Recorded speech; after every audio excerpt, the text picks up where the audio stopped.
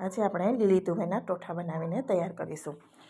તો એકદમ સરસ એવા ટોઠા, અને જે રસોઈયા આપણે બહાર ટોઠા ખાતા હોય અને જે ગ્રેવી હોય છે એકદમ સરસ સિક્રેટ રીતે, એ જ રીતે આજે આપણે બનાવીને તૈયાર કરીશું. તો અહીંયા લીલી તુવેર લીધી છે મેં, એકદમ સરસ આપણે ધોઈને ચોખ્ખી કરી લેવાની છે. ત્યાર પછી આપણે તુવેરને બાફવા માટે કુકરમાં નાખી દઈશું. તો કુકરની અંદર આપણે અત્યારે તુવેર છે એ નાખી દઈશું. તો લીલી તુવેર અત્યારે સિઝનમાં ખૂબ સરસ મળતી હોય તો સૂકી તુવેર નથી વાપરવાની, લીલી તુવેરમાં પણ એટલા જ ટેસ્ટી બનશે. સાથે આપણે મીઠું અને હળદર નાખી દઈશું, અને તુવેર ડૂબે એટલું 1 કપ જેટલું આપણે પાણી નાખી દેવાનું છે. પાણી નાખી કુકરનું ઢક્કણ બંધ કરી અને ગેસની ફ્લેમ મીડિયમ રાખવાની છે, અને 2 વિસલ લગાવવાની છે. 2 વિસલ લાગી જાય પછી પ્રેશર ના નીકળે ત્યાં સુધી આપણે એનું ઢક્કણ ખોલવાનું નથી. પ્રેશર હોય ત્યાં સુધી બંધ જ રાખવાનું છે. જ્યારે એમ થાય કે પ્રેશર હવે નીકળી ગયું છે પછી જ આપણે કુકરનું ઢક્કણ ખોલીશું.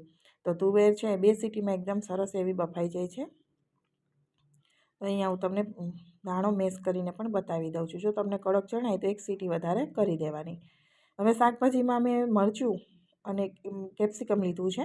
કેપ્સિકમ અને ટમેટાં અને આદુ મરચાંની પેસ્ટ. કેપ્સિકમ ટમેટાને ચોપરમાં કાઢી લેવાના છે ઝીણા ઝીણા. હવે તમને ડુંગળી પસંદ હોય તો તમે જેટલી 1 કપ તુવેરના દાણા હોય તો 1 કપ લીલું લસણ અને 1 કપ લીલી ડુંગળી પણ લઈ શકાય. એવી રીતે પણ ગ્રેવી ડુંગળી લસણની કરી શકાય. મેં ડુંગળી લસણનો બિલકુલ ઉપયોગ નથી કર્યો, એટલે સામે મેં ટમેટું અને કેપ્સિકમ લીધું છે. જે લોકો ડુંગળી લસણ નથી ખાતા એના માટે આ બેસ્ટ છે, બહુ જ સરસ એવું બનશે. બિલકુલ તમને લાગશે જ નહીં કે લસણ ડુંગળી નથી તો પણ સારું નથી. હવે ઠોઠામાં તેલનું પ્રમાણ થોડું વધારે હોય એટલે તેલ નાખ્યા પછી તજનો ટુકડો છે, તમાલપત્ર છે, સૂકેલું મરચું અને બાદીઓ નાખી દઈશું, અને થોડી એવી આપણે હિંગ નાખી દેવાની છે. બધી વસ્તુને તેલમાં થોડીવાર સરસ એવી સતળી લેવાનું. ત્યાર પછી મોસ્ટ ઇમ્પોર્ટન્ટ છે આ ટિપ્સ, જે તમે તેલમાં મસાલા આખા થોડા સતળાય એટલે 2 ચમચી જેટલો, મેં અહીંયા 1.5 ચમચી જેટલો ચણાનો લોટ નાખી દીધો છે.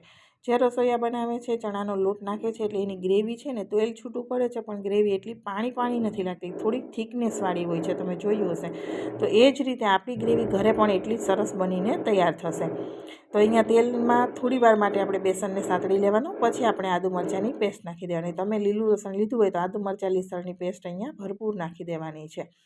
તો આદુ મરચાં લસણની પેસ્ટ નાખ્યા પછી આપણે એની અંદર પહેલાં કેપ્સિકમ નાખી દઈશું. થોડીવાર માટે કેપ્સિકમ સાતળ્યા પછી આપણે એની અંદર ટમેટું નાખીશું.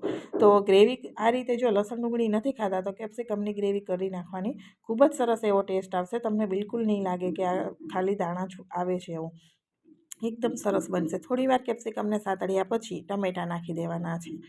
તો બધી જ વસ્તુ મેં ચોપરમાં ક્રશ કરીને લઈ લીધી છે અધકચરી. અને ગ્રેવી કરવી હોય ટમેટાની તો ગ્રેવી પણ લઈ શકાય, પણ તો અધકચરું કરેલું હોય છે ને એનો ટેસ્ટ થોડો વધારે સારો લાગે છે. હવે બધા જ મસાલાને આપણે એકદમ સરસ રીતે મિક્સ કરી દઈશું. ટમેટાં અને કેપ્સિકમને થોડીવાર સાતળી તેલમાં 2 મિનિટ જેવા મિક્સ કરી અને પછી આપણે બેઝિક મસાલા કરી દઈશું, જેમાં આપણે હળદર નાખીશું, લાલ મરચું પાવડર નાખીશું અને કલર માટે કાશ્મીરી મરચું. અને આપણે મીઠું છે એ બાફવામાં નાખ્યું છે તુવેરમાં, એટલે જોઈને આમાં આપણે મીઠાનું પ્રમાણ લેવાનું છે. અને ધાણા જીરું, બધી જ વસ્તુઓને આપણે હવે ટમેટાની સાથે સરસ સાતળવાની છે.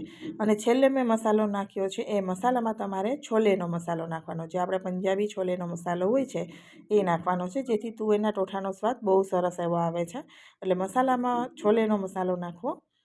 હવે મસાલો નાખ્યા પછી સરસ રીતે બધું વસ્તુ મિક્સ કરી અને આપણે ઢક્કણ ઢાંકી દઈશું. ઢક્કણ ઢાંકી અને ગેસની ફ્લેમ મીડિયમ રાખી 3 મિનિટ આપણે એને થવા દેવાનું છે. ગેસની ફ્લેમ મીડિયમ હશે એટલે 3 મિનિટમાં એનું તેલ થોડું છૂટું પડી જશે. આ રીતે તેલ છૂટું પડી જાય પછી આપણે એને મિક્સ કરી દઈશું અને ચમચાથી થોડું મેશ કરી દેવાનું છે, જેથી ટમેટાં છે એકદમ સરસ રીતે ગળી જાય અને પ્યુરી છે એકદમ સરસ એવી બની જાય. આ રીતે ચમચાના નીચેના ભાગથી આપણે દબાવી દઈશું ટમેટાને. હવે આપણે એની અંદર બાફેલી જે તુવેર રાખી છે એ પાણી સાથે જ હું નાખી દઉં છું. તો તમારે વધારે કાળું પાણી થઈ ગયું હોય, લીલી તુવેરમાં નથી થતું, સૂકેલી તુવેર હોય તો આપણે કાળું બહુ હોય તો આપણે કાઢી દઈએ, પણ લીલી તુવેરમાં એટલું હોતું નથી, એટલે મેં પાણી એનો ઉપયોગ કરી જ લીધો છે. હવે સરસ રીતે મિક્સ કરી દઈશું અને પછી ઢક્કણ ઢાંકી દેવાનું છે. ઢક્કણ ઢાંકી અને 5 થી 6 મિનિટ માટે લો ટુ મીડિયમ ફ્લેમ ઉપર આપણે કૂક થવા દેવાનું, જ્યાં સુધી ઓઇલ સેપરેટ ના થાય ત્યાં સુધી. એકદમ સરસ એવું આપણું તેલ છૂટું પડે ને ત્યાં સુધી આપણે તુવેરના ટોઠાને કૂક થવા દેવાના છે. તો સરસ રીતે તેલ છૂટું પડી જાય પછી આપણે એને મિક્સ કરી અને બીજી વસ્તુઓ નાખીશું. તો હવે આપણે ટેસ્ટ એકદમ સરસ એવો આવે એના માટે આપણે બીજી વસ્તુ નાખીશું. તો એના માટે આપણે શું નાખવાનું કે ગળપણ માટે ગોળ નાખીશું. જે ગળચટું આપણે હોય છે બજારમાં તમે જોશો તો તમને એવો ટેસ્ટ આવતો હોય છે જેમાં લીંબુ અને ગોળનું પ્રમાણ હોય છે. તો આપણે લીંબુ અને ગોળ છેલ્લે નીચોવી દેવાના છે અને લીલા ધાણાને નાખી અને મિક્સ કરી દેવાના. તમને મારા લીલા તીવરના ટોઠાની રેસીપી કેવી લાગી છે એ કમેન્ટ બોક્સમાં જરૂરથી જણાવજો. રેસીપી પસંદ આવી હોય તો મારી ચેનલને સબસ્ક્રાઈબ જરૂરથી કરી દેજો અને વિડીયોને લાઇક અને શેર કરવાનું બિલકુલ ભૂલતા નહીં. અને જે લોકો લસણ ડુંગળી નથી ખાતા એમના માટે ખાસ છે કે લીલી તુવેરના ટોઠા ઘણા લોકો મને પણ કહેતા હોય છે કે ડુંગળી લસણ વગર ના બને, પરંતુ તમે આ રીતે એકવાર બનાવીને જરૂર ટ્રાય કરજો. બહુ સરસ બનશે તમારા ટોઠા. તમને એવું લાગશે નહીં કે લસણ ડુંગળી નથી તો ટેસ્ટ સારો નથી, પણ એકદમ સરસ એવા બનશે. જરૂરથી ટ્રાય કરજો. તો અહીંયા આપણા તુવેરના ટોઠા બનીને તૈયાર થઈ ગયા છે. એકદમ ગ્રેવી એકદમ સરસ એવી બને છે, પણ તમે જો આ જ મેથડથી બનાવશો તો તમારી ગ્રેવી પણ એકદમ સરસ બનશે. ગ્રેવીમાંથી પાણી જે શાકભાજીનું છૂટું લાગતું હોય એવું બિલકુલ નહીં લાગે. તો મોસ્ટ ઇમ્પોર્ટન્ટ ટિપ્સ છે કે બેસનનો ઉપયોગ આ રીતે કરવાનો. હવે આપણે એને સર્વ કરી દઈશું એક પ્લેટમાં. છે ને ખાવાનું મન થઈ જાય એવા સરસ આપણા ટોઠા બનીને તૈયાર થઈ ગયા છે. અને સાથે મેં બ્રેડ પણ શેકી લીધી હતી અને સલાડ, પાપડ, છાશ. આપણે કાઠિયાવાડીને છાશ તો પહેલાં જોઈએ. તો અત્યારે આપણે બધું સર્વ કરી દઈશું અને ટોઠાની પ્લેટમાં સર્વ કરી અને આપણે સેવથી ગાર્નિશિંગ કરી દઈશું. તો બજાર જેવો જ સ્વાદ તમને ઘરે મળશે. અને મસાલા અને બેસન એ ખાસ જોવાનું છે. મસાલામાં તમે છોલેનો જ વાપરજો, પંજાબી છોલેનો મસાલો જે આપણે રેગ્યુલર બજારમાં મળે છે. લસણ ડુંગળી વગરના પણ આવે છે, એ લઈ લેવાનો. અને અહીંયા ચણાનો લોટ ગ્રેવીમાં, એટલે તમારા ટોઠા બહુ સરસ બનશે. સાથે આપણે લીંબુ નાખી દઈશું. તો અહીંયા આપણા તુવેરના ટોઠા બનીને રેડી થઈ ગયા છે. તો આ રીતે ટોઠા બનાવશો ને તો એકદમ સરસ અને ફટાફટ બની જાય છે. સમય પણ બહુ લાગતો નથી અને બહાર જેવા જ એકદમ સરસ એવા બનશે.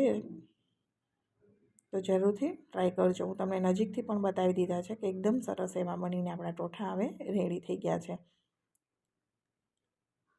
અને તમે જો બનાવતા હોય ઘરે અલગ રીતે તો મને એ પણ કોમેન્ટ બોક્સમાં જણાવજો કે તમે કઈ રીતે બનાવો છો. તો અહીંયા આપણા ટોઠા બનીને રેડી થઈ ગયા. ફરી મળીશું આવા જ નવા વિડીયા સાથે. Bye bye, take care.